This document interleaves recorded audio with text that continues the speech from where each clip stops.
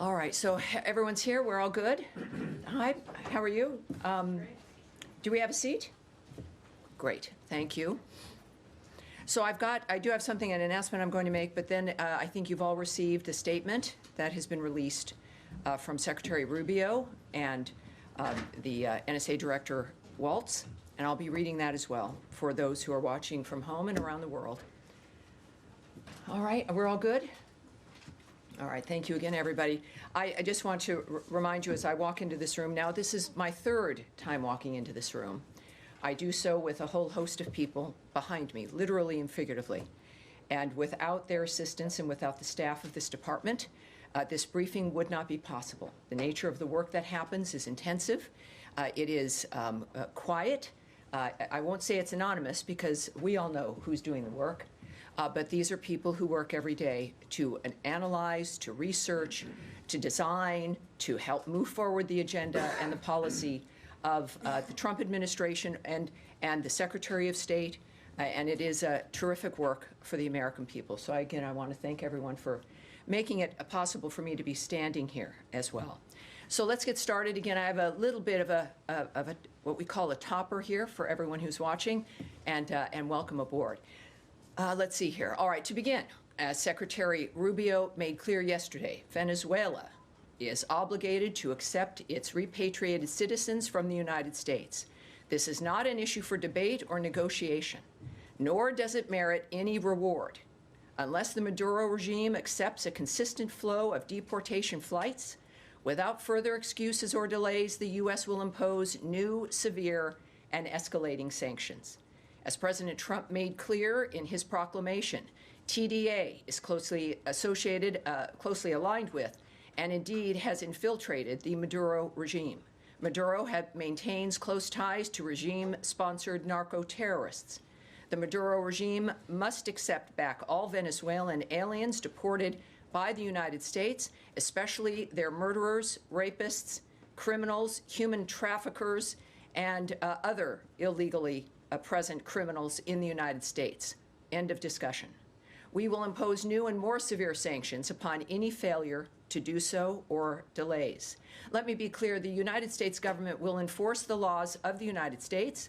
We will deport illegal aliens from our country, and we will have made clear that we expect countries to accept their nationals illegally present in the United States. We thank our partners in our region and around the world who are partnering with us to stop illegal immigration and combat vicious transnational crime. These efforts help all of us by making our entire region safer and more secure. On the Russia-Ukraine conflict, President Trump spoke with President Putin yesterday. As President Trump said, it was a good and productive phone conversation. Both President Trump and President Putin agreed on the need for this conflict to end with a lasting peace. They agreed, quote, the movement to peace will begin with an energy and infrastructure ceasefire, as well as technical negotiations on implementation of a maritime ceasefire in the Black Sea, full ceasefire and permanent peace. Today, President Trump spoke with President Zelensky. As President Trump said, it was, quote, a very good telephone call, with much of the discussion based on the call made yesterday with President Putin in order to align both Russia and Ukraine in terms of their requests and needs. In addition to these conversations, everybody's talking. Special Envoy Witkoff met with Putin last week. Last weekend, Secretary Rubio spoke with Foreign Minister Lavrov. And, of course, Secretary Rubio and National Security Advisor Waltz met with the Ukrainian delegation in Jeddah. Negotiations will continue in Saudi Arabia in the coming days.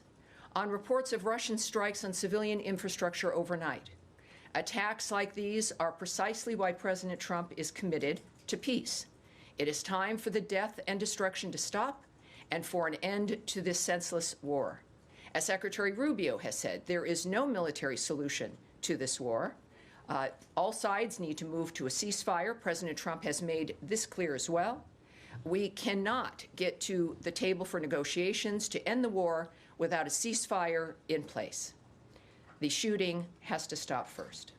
Finally, we'd like to welcome home the NASA astronauts, Butch Wilmore and Suni Williams, which, of course, we all watched yesterday. It was a remarkable scene. with the dolphins that greeted them in the ocean also getting their own time on television. It was a fabulous event, and it reminded us about the nature of the 21st century, the modern age, and how progress continues.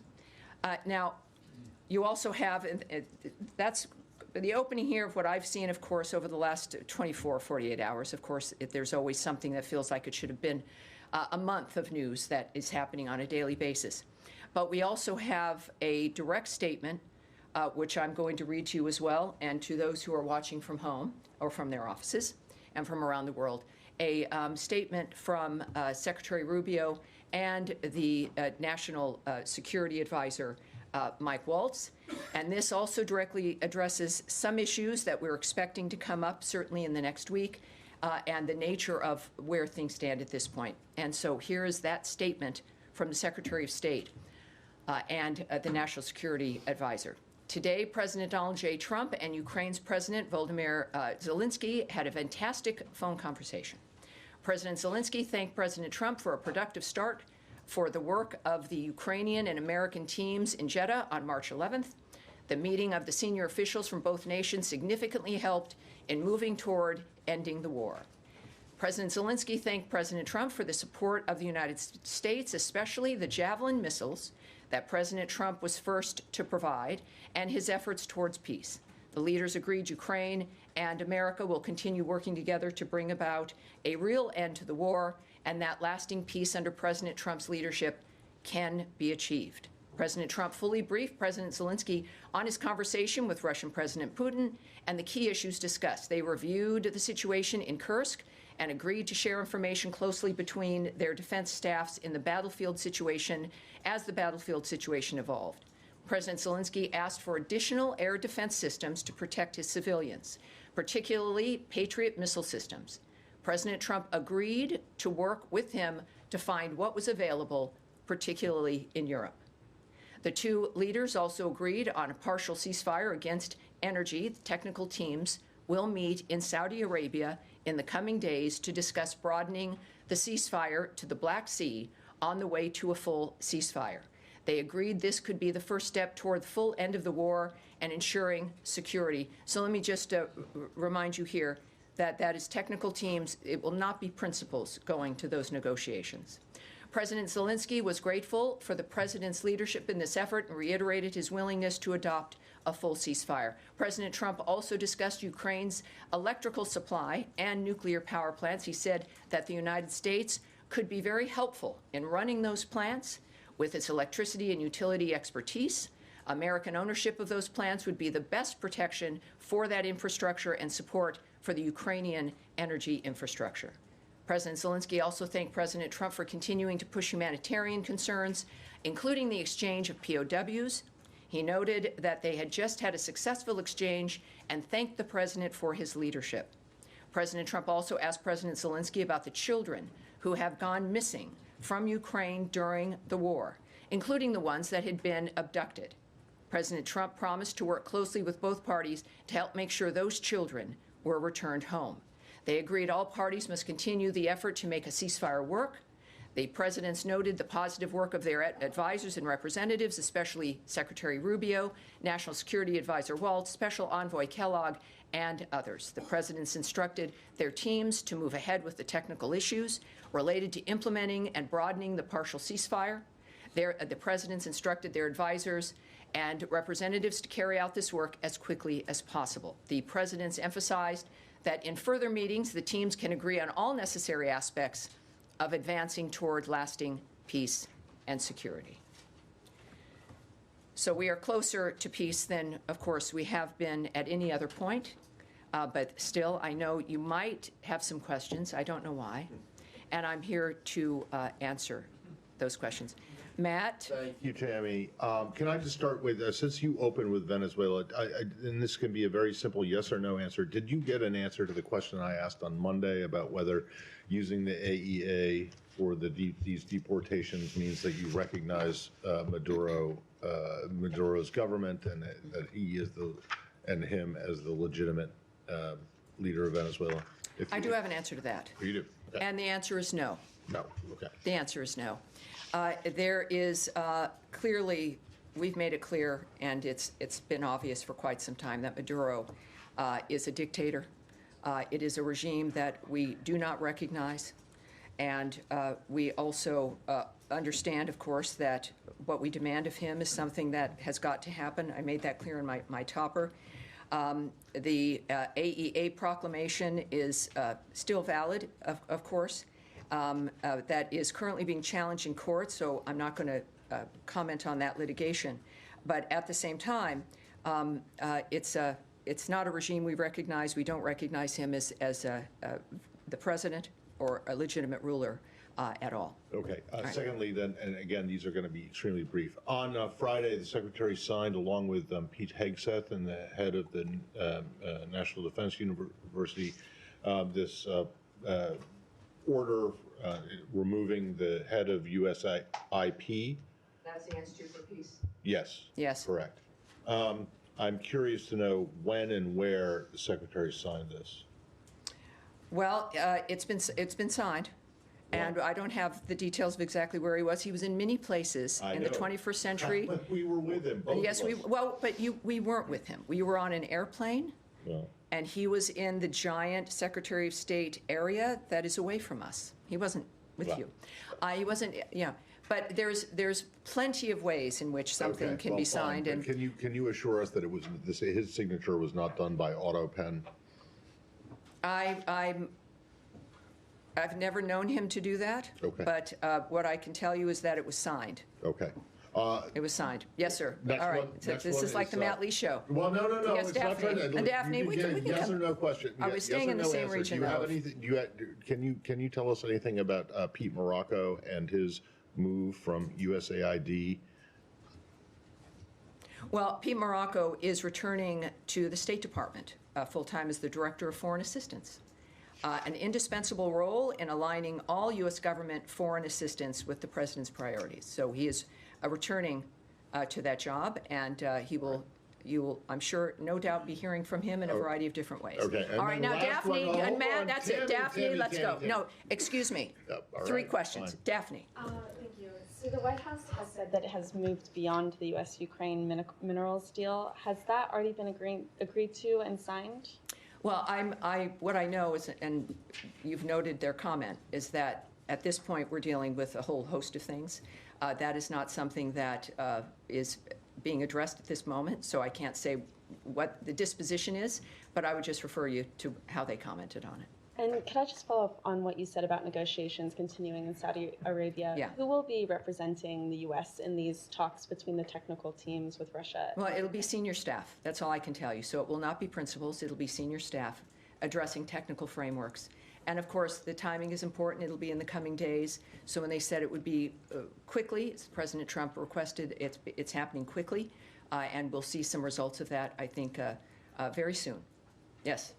Just to follow up on that, Tammy, these technical talks, are they bilateral, trilateral? What is the format here? Are all of the parties going to be in one room? I think that's probably still being discussed or arranged, and so I can't really speak about the nature of the specifics of the arrangement, but it's enough to be able to work on, technically draw up and deal with the nature of what was agreed upon in the call between the two presidents, and there'll be people there who will be able to do that.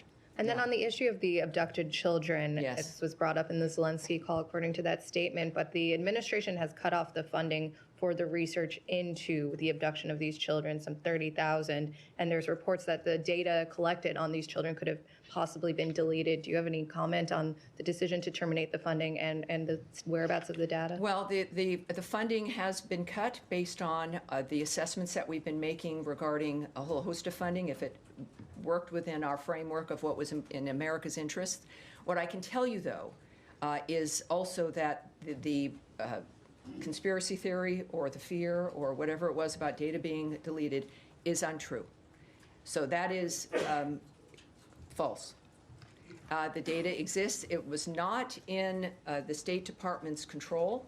It was the people running that framework, but we know who is running the data and the website, and we know fully that the data exists, and it's not been deleted, and it's not missing. So that's the good news. Why is it Yes, not in Michael. America's Michael. interest to track? Yeah, I'm sorry, Michael. Tammy, you referred early on in your opening about a ceasefire would apply to energy and infrastructure. Yeah. The statement says agrees on a partial ceasefire against energy. It doesn't say anything about other types of infrastructure. Can you explain what specifically the partial ceasefire covers? And when it says energy, what does that mean specifically? Does it mean the electrical grid? Does it mean power plants? What really is covered by this ceasefire? I think when we have technical teams moving to an area within days to discuss the technical aspects, we'll get those answers. But one thing that is clear is that, as I've noted, we've never been closer to the full ceasefire. As Envoy Witkoff noted last night, that it is just a short way away to a complete ceasefire. That is clearly the goal. The goal has been a ceasefire within which we can begin negotiations for peace itself. That has not changed. So this is, of course, we know this is an agreement. This agreement reflects us being closer to an end to this, and is really the first agreement that has created the potential of a de-escalation, which is what we want, and of course closer as a result to a full ceasefire so that this can end. The conversations between the parties involved, President Trump, the Secretary Rubio, Waltz, Witkoff, Kellogg, et cetera, multiple conversations to all the parties involved, and they've actually moved to the table in this regard through shuttle diplomacy, and so we've never been closer. So at this point, when it comes to the technical understanding, we'll learn that certainly in a few days, but this is the right trajectory brought to you by President Trump and his Secretary of State, Marco Rubio. Nadia. Thank you, Tammy. Do you believe that diplomacy is still the best option to deal with Iran? Considering some reports that maybe the president has given him 2 months only, other options are still on the table.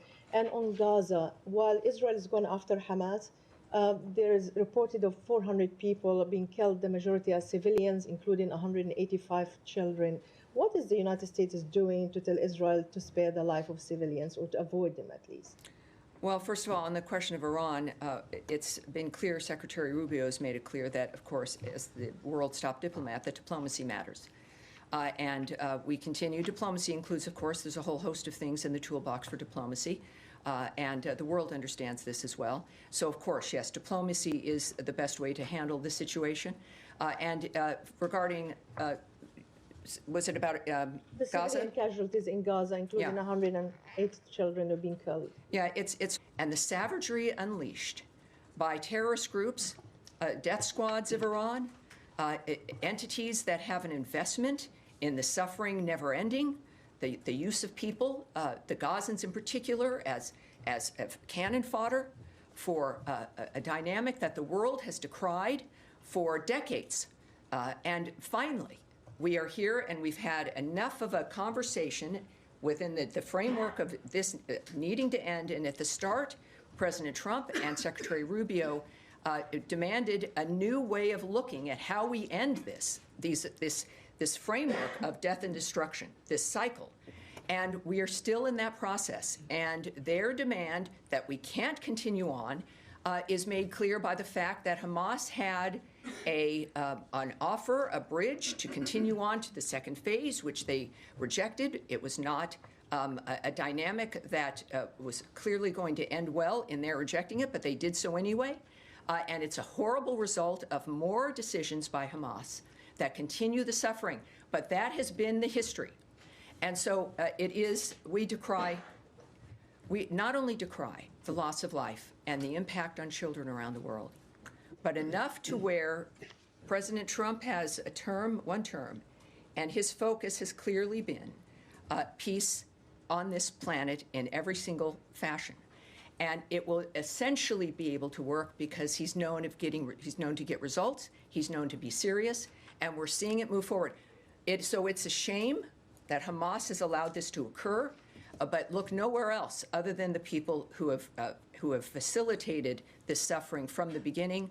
The Trump administration, Secretary Rubio, the Department of State of this country are determined and are the ones working to make sure that this stops.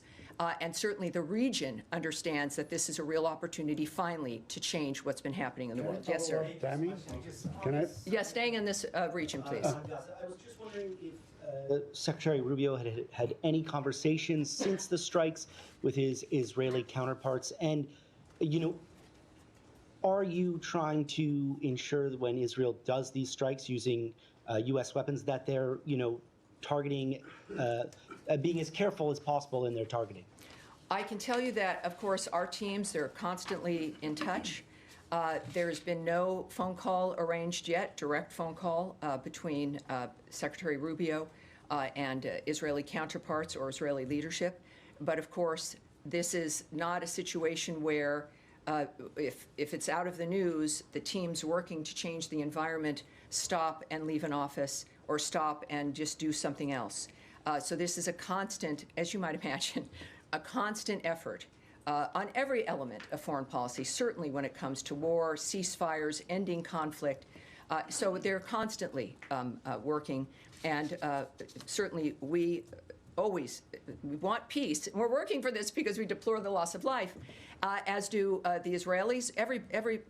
These are things that are happening that none of us want to continue, and so it's difficult, but those conversations are ongoing.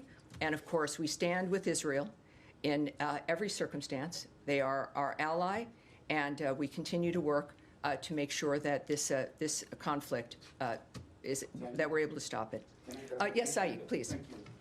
Thank you, Tammy. I mean, just to follow up on Nadia's question, there were 180 Palestinian children that were killed and so on. And my question to you that, Israel has used like 100 fighter jets supplied by the United States of America.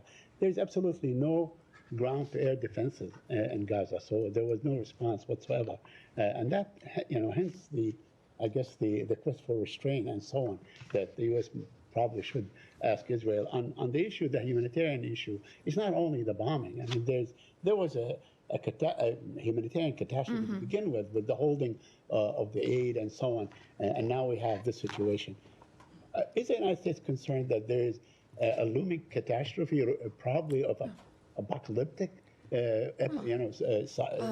nature coming through? The actions of the world against what's happening make it clear that we are going to get this to be stopped.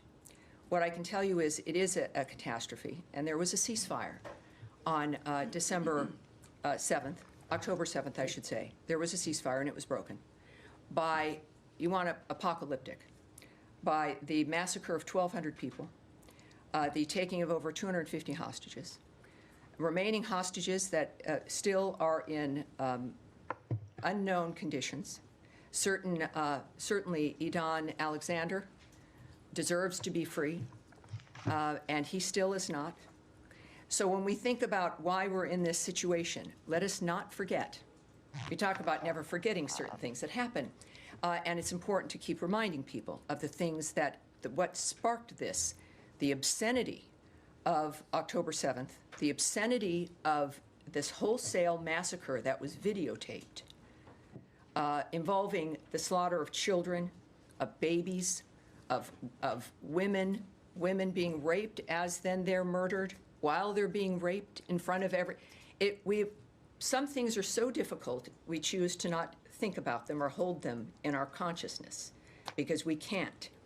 But in this situation, it is a mistake to look at dynamics within a section of what has occurred and remember the history of what has led us here and the extraordinary surprise at the American approach, the Trump approach, to try something new because this can't continue as a civilized world. It can't continue. So yes, we decry everything that is going on, which is why we're doing what we're doing now. A quick follow-up. All right. Yeah, yes, sir. Solution. I just want to follow up there on the material point about, the State Department is bound by the Leahy laws and other laws of the United States when it supplies weapons to its ally Israel. The point has been made that over half of these casualties, or those killed, were women and children. So is there a process underway in this building to assess if those actions using American weapons were compliant with international law? Well, what we do, we work and apply international law. We apply certainly are applicable U.S. laws, I should say. And that is something, of course, that we are committed to. That's what we ask of others to do, and that's what we're doing. Yeah. Yes, ma'am. It's okay if I shift regions. I'm sorry? Can I shift away I from guess, Willis? are we going to shift region? You have a few more questions here. I will come right back to you. There. Yes, sir. Thanks, Tammy. A couple questions. Number one, on the Israel-Hamas unraveling of the ceasefire. I understand the U.S.'s position. What about the actual plan? The first time around, there was an immense political investment made in garnering a ceasefire. Is the U.S. planning through the State Department again to invest that much political capital in getting a ceasefire back in place? And if so, is the route the first time to pressure Prime Minister Netanyahu? Is it now to pressure Qatar to lean on Hamas? What is the plan of action here? Well, first, I'm not going to discuss negotiations or diplomatic conversations or plans that might be emerging or not. What we do know, and I think has been very public, is the fact that President Trump is not just wanting a peaceful day or a peaceful week.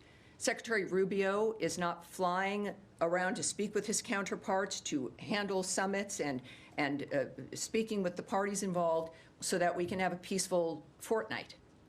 This is over. It is over. The people, all of us are subjected, certainly not as much as the people on the ground in the Middle East. But the world has to be done with this situation. So the commitment, we would, with the nature of what President Trump has already been able to create in his first term, in his personal life, the nature of the commitment of Secretary Rubio, that we have got an understanding of what, enough of a history of knowing what has happened, that we know it has to be handled differently. The region understands this, and the Trump administration we have this window of this administration to change the trajectory of what has been decades and decades, coming up on 100 years of carnage that is now unacceptable. So if it's going to be done, everything that is necessary to get it done will be delivered by President Trump. One other question for Karen. Yes, ma'am. Thank you, Tammy. I have two questions, and Russia, North Korea, and South Korea. First question, South Korea. It was revealed that the former Biden administration classified South Korea as a sensitive country in the Department of Energy in January 2025.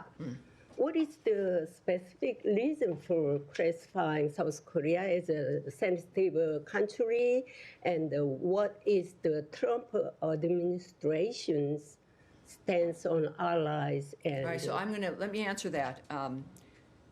Is that, in fact, I have to refer you to the Department of Energy, all right? Okay. So that's the Department of Energy designation. Okay.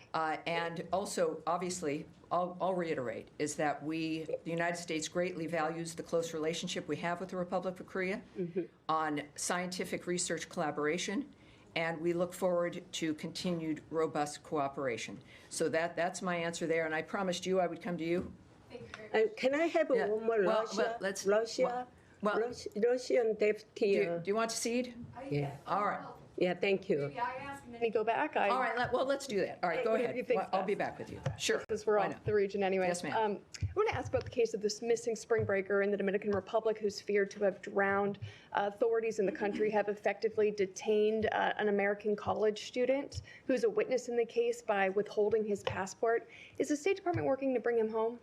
Well, you're talking about Joshua Ribé, if I'm saying his last name right, yes.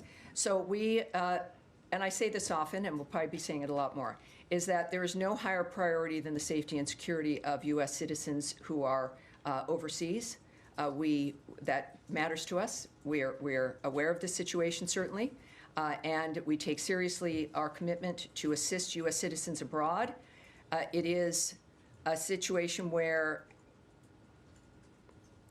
I can't discuss certainly specifics, but we know that the U.S. Embassy is in communication with him and his family and his lawyer, and we are providing consular assistance as well. So that's where I have to set it, and I hope that answers the question. Is that right? All right, we'll go back here. Thank you again. So about Russia, yes? Yes, Russian Deputy Foreign Minister Rudenko visited North Korea last weekend and discussed the war in Ukraine with North Korean Kim Jong-un.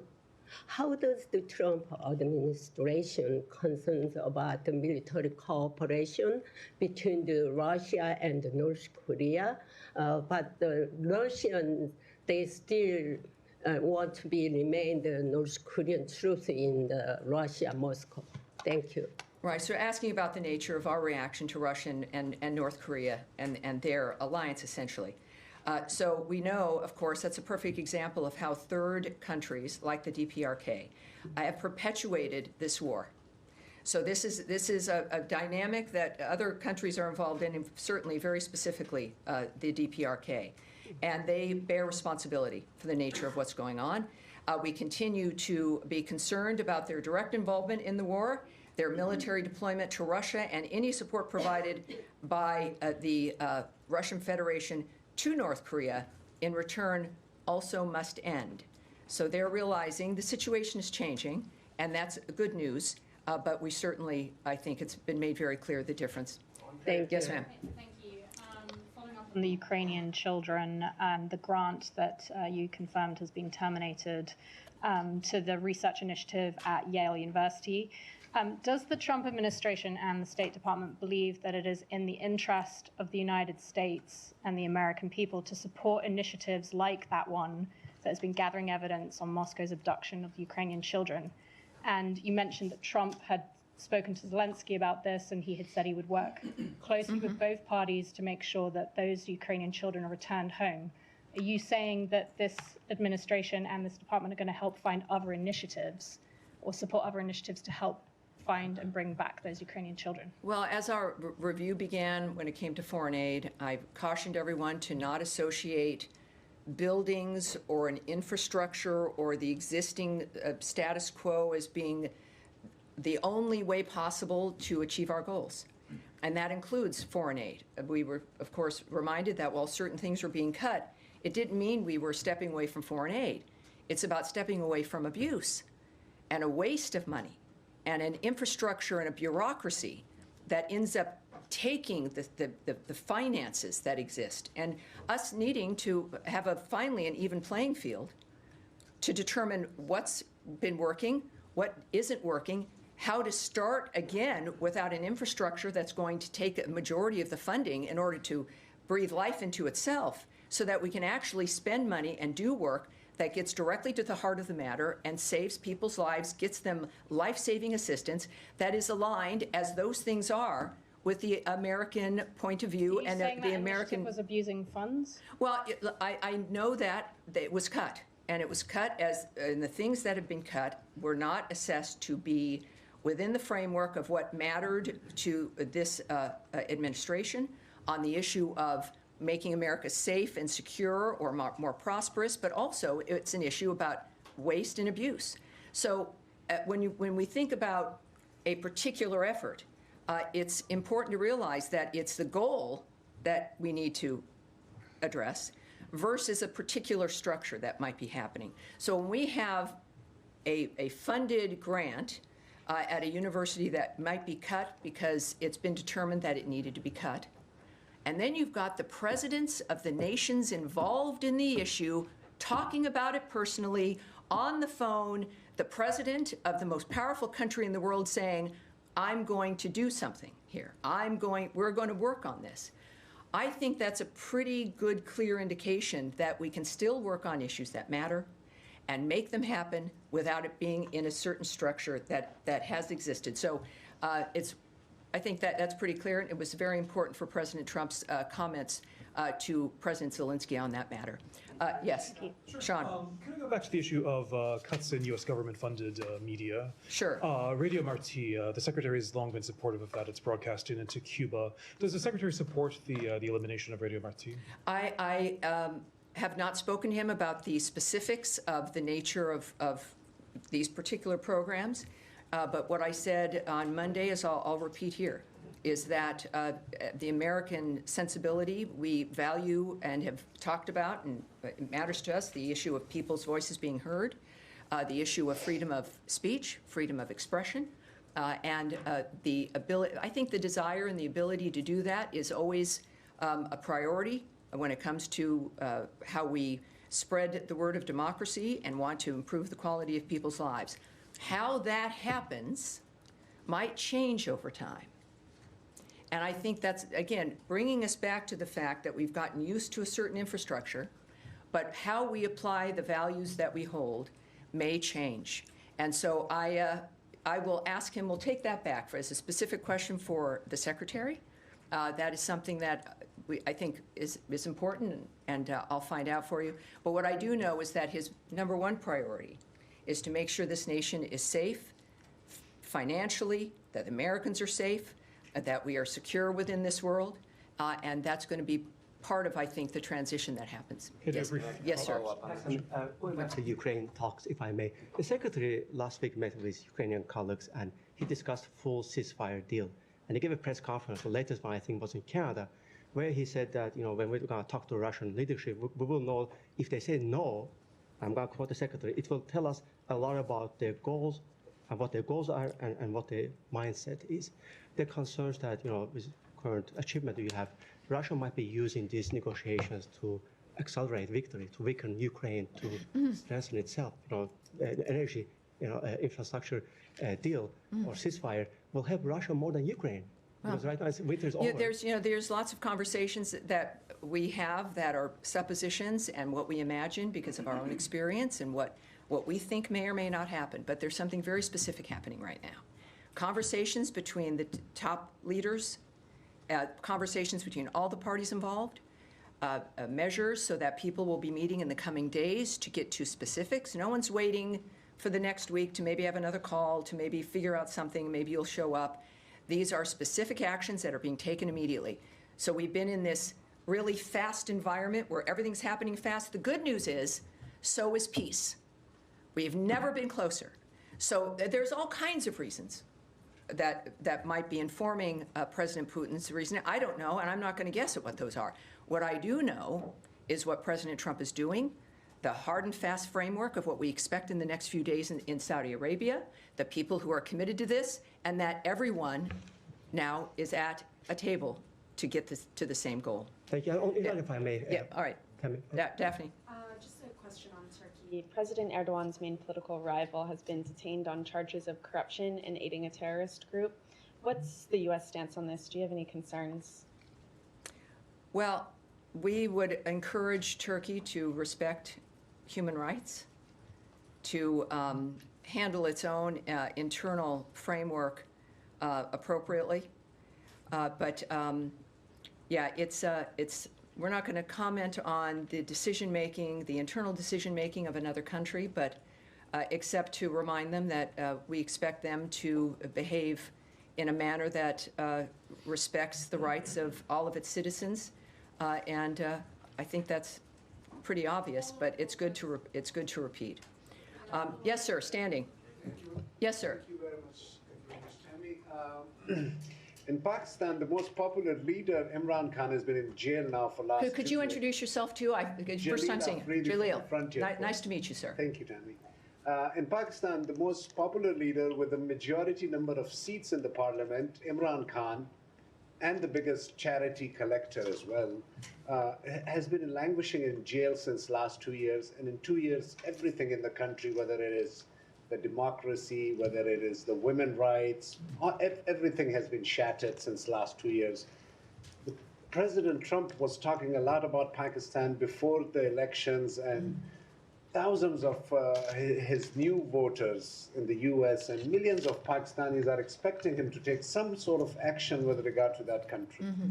Do you have anything in mind or have heard anything the president said? Well, what I can tell you, as I've just noted about Turkey, is I'm not going to comment on the internal frameworks of another country. I do know that, what's it been, 8 weeks? President Trump's been here 8 weeks? Yes. And it's a lot's going on, right? Regarding his intentions and actions, you can reach out to the White House, but I do think that President Trump has made it clear that, as has Secretary Rubio, that we care about the planet, we care about our neighbors, we care about what's happening on the globe, and that's been evidenced by our actions. So Thank you, sir. Yes. All right, now, go with you. I've been skipping around you here, and there's no reason for that. Switching to deportations, if I may, couple questions.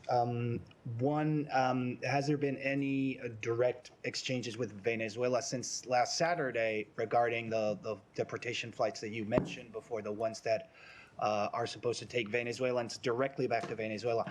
And also, I'd like to know if there's any details that can be shared regarding an agreement with El Salvador in regards of El Salvador incarcerating members of Tren de Aragua organization. Thanks.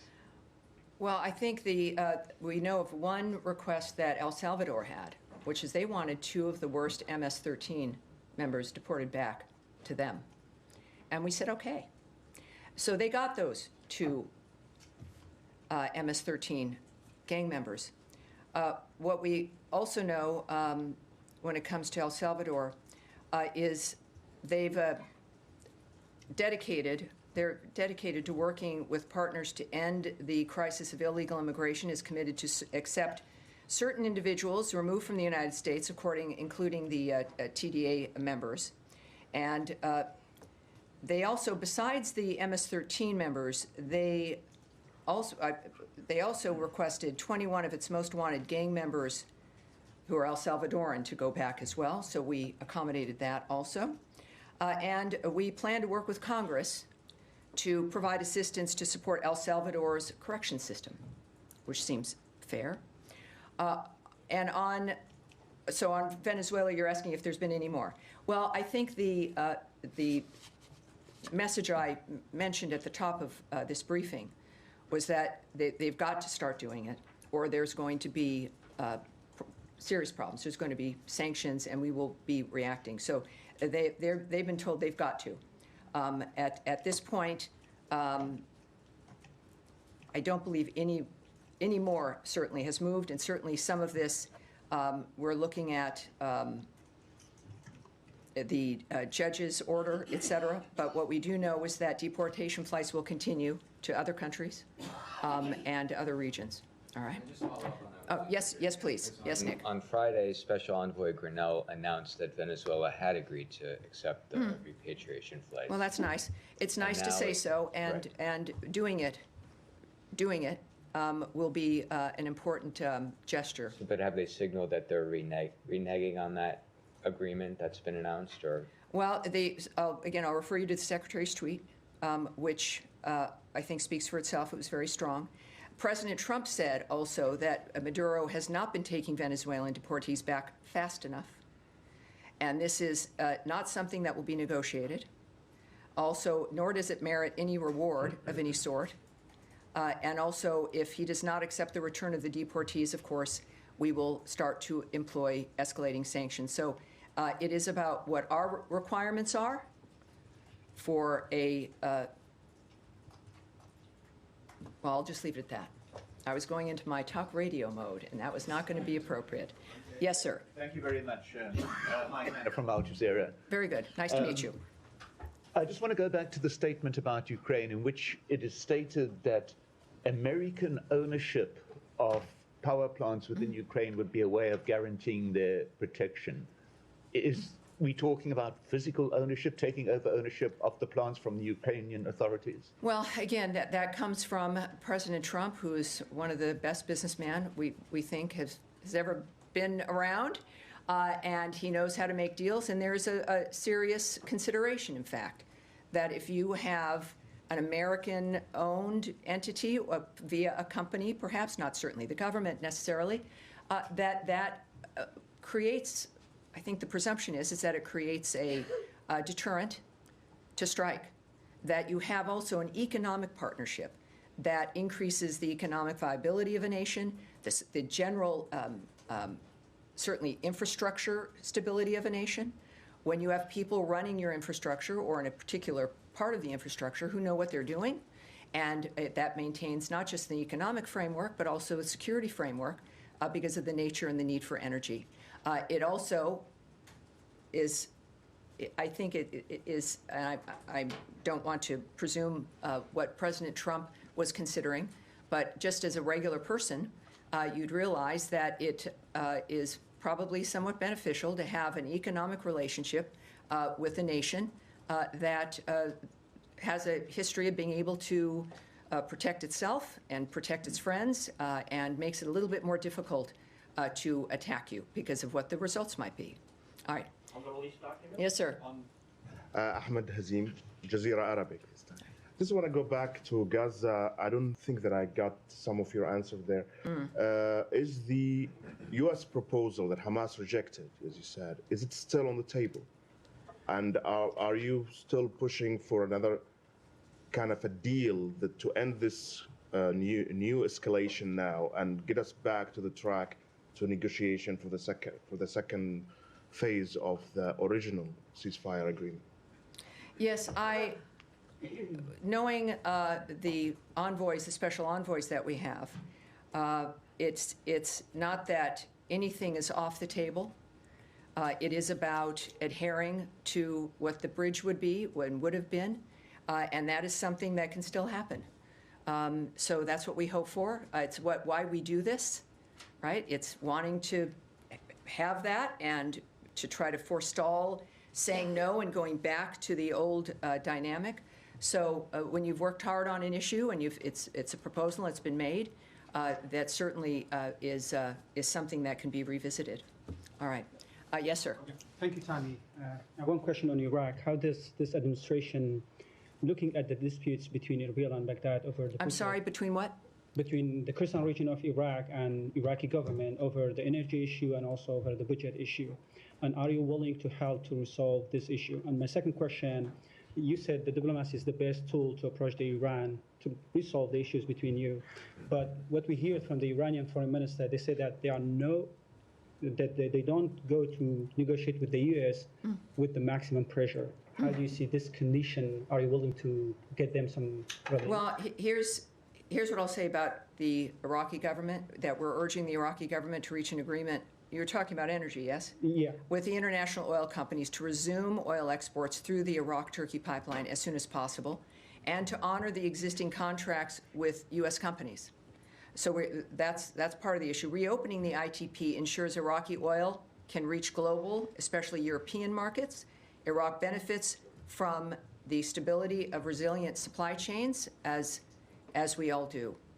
Regarding Iran, I can't speak to their reasoning on most anything, obviously. But President Trump has an approach that he is committed to because he wants a result. And we are seeing some of those results now, and we will continue to see more.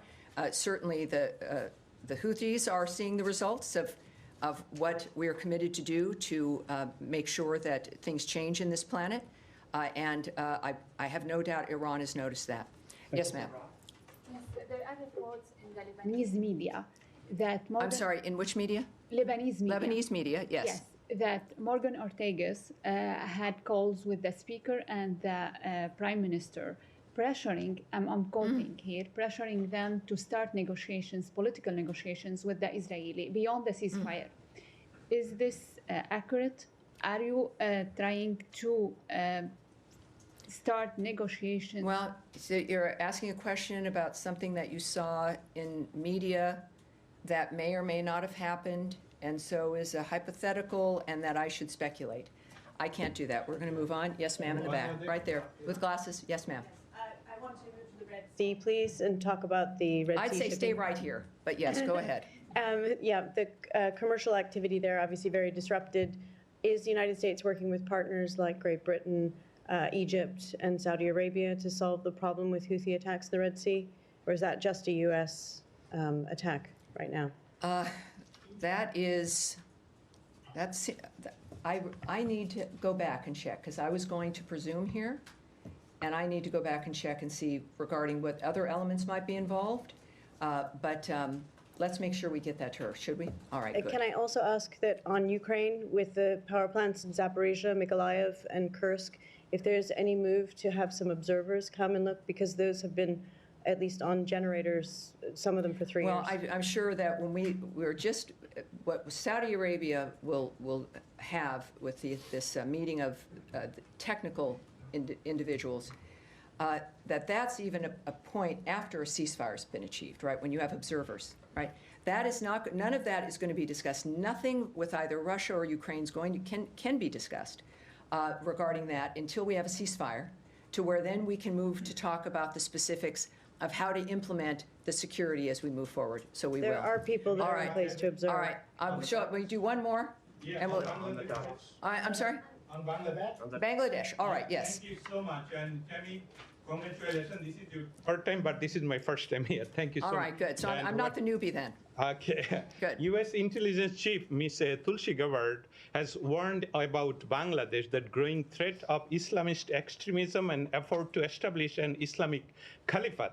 While she didn't directly accuse the interim government of, led by Muhammad Yunus, but Muhammad Yunus has vehemently denied this concern, calling them untrue. However, just yesterday, a large pro-caliphate rally took place in Dhaka University. If you let me, this is the picture here, raising serious concern about the situation. Given the U.S. government ongoing concern, U.S. considering taking serious action such as sanction against Yunus government. And second part, May